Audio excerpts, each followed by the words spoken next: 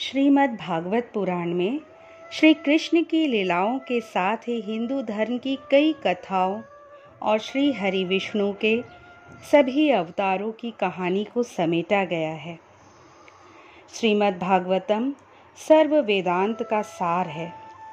उस रसामृत के पान से जो तृप्त हो गया है, उसे किसी अन्य जगह पर कोई रति नहीं हो सकती, अर्थात उसे किसी अन्य वस्तु में आनंद आ ही नहीं सकता। आइए जानते हैं श्रीमद् भागवत पुराण की कुछ रोचक बातें। श्रीमद् भागवत पुराण को महर्षि वेदव्यास के पुत्र शुकदेव द्वारा महाराज परीक्षित को सुनाया गया था। इसे महापुराण कहा जाता है। इस पुराण के 12 स्कंद में 335 अध्याय हैं, जिसमें 18,000 श्लोक है। इस पुराण में खासकर भगवान श्री कृष्ण के जीवन की संपूर्ण कहानी के साथ श्री हरि विष्णु के अवतारों की कथा, शिव पार्वती की कथा और कई पौराणिक कथाएं भी हैं। भागवत पुराण में कलयुग का वर्णन मिलता है। इसमें बताया गया है कि कलयुग कैसा होगा, इस काल के लोग कैसे होंगे और यह युग कब समाप्त होगा। इसमें कलयुग के वर्ण के साथ ही इस पुराण में हमें कई भविष्यवाणियां भी पढ़ने को मिलती है। जैसे इस युग में पुरुष स्त्री बिना विवाह के ही केवल एक दूसरे में रुचि के अनुसार साथ रहेंगे। व्यापार की सफलता छल पर निर्भर करेगी। कलयुग में ब्राह्मण सिर्फ एक धागा पहनकर ब्राह्मण होने का दावा करेंगे। इसी तरह की कई अन्य भविष्यवाणियां और कलयुग के राजवंशों का वर्णन मिलेगा।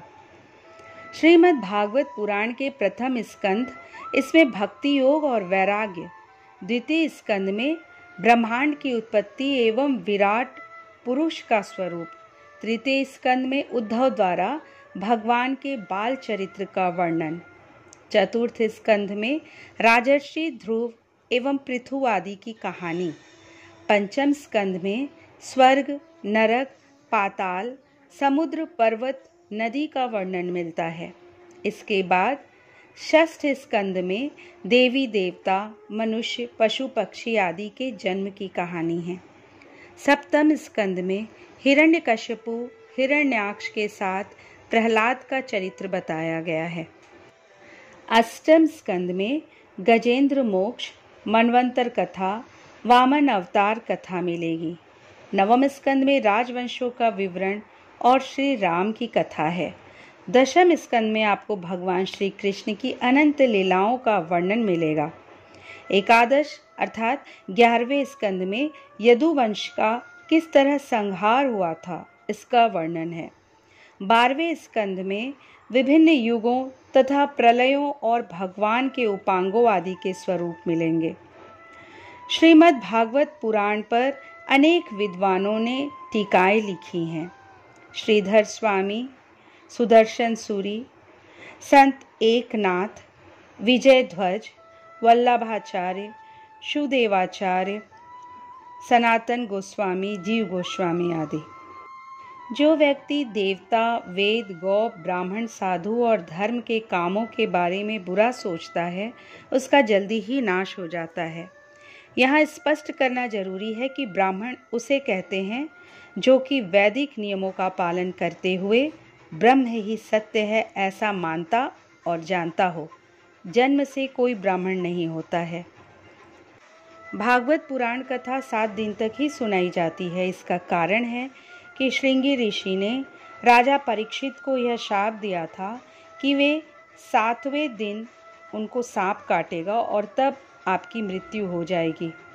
इस शाप के बाद राजा परीक्षित अपने बड़े पुत्र जन्मेजय का राज्याभिषेक कर मुक्ति के लिए अपने गुरु से आज्ञा लेकर व्यास पुत्र श्री सुखदेव जी के आश्रम में पहुंच जाते हैं। ऋषि श्री सुखदेव जी ने राजा को 7 दिनों तक श्रीमद् भागवत कथा का रसपान कराया, जिससे कि राजा को मोक्ष प्राप्त हुआ। तभी से भागवत पुराण को 7 दिनों तक सुनाने की परंपरा प्रारंभ हुई। इस पुराण में 10 गुण या लक्षण माने गए हैं। सर्ग विसर्ग स्थान पोषण ऊति मनवंतर ईशानु कथा निरोध मुक्ति आश्रय। श्रीमद् भागवत के 12वें स्कंद में पुराणों के जो 10 लक्षण बताए गए हैं वह इस प्रकार हैं। सर्ग विसर्ग वृत्ति रक्षा अंतर वंश वंशानुरचित संस्था हेतु अपाश्रय। श्री भागवत पुराण में काल गणना का विस्तृत वर्णन मिलता है। यह काल गणना आज की गणना से कहीं ज़्यादा सूक्ष्म विस्तृत और विज्ञान सम्मत है। एक परमाणु से लेकर कल्प तक की अवधारणा है। एक परमाणु सेकंड का भी 100वां हिस्सा होता है, जबकि आधुनिक विज्ञान का समय सेकंड से ही प्रारंभ होता है। श्री भागवत पुराण का मूल विषय भक्ति है, परंतु इसमें ज्ञान बुद्धि कर्म और योग की भी चर्चा की गई है। इसे पढ़ने और सुनने से व्यक्ति के मन में भक्ति का अवतरण होता है। इसी के साथ ही जीवन में आ रही समस्याओं का उसे समाधान मिलता है। दोस्तों, ये जानकारी अगर आपको अच्छी लगी होगी तो इसे लाइक कर दीजिएगा। इस चैनल को अगर अब तक सब्सक्राइब नहीं किए तो प्लीज़ सब्सक्राइब कर लीजिए। कल एक नए वीडियो के साथ आपसे फिर मिलूंगी। जय श्री कृष्ण।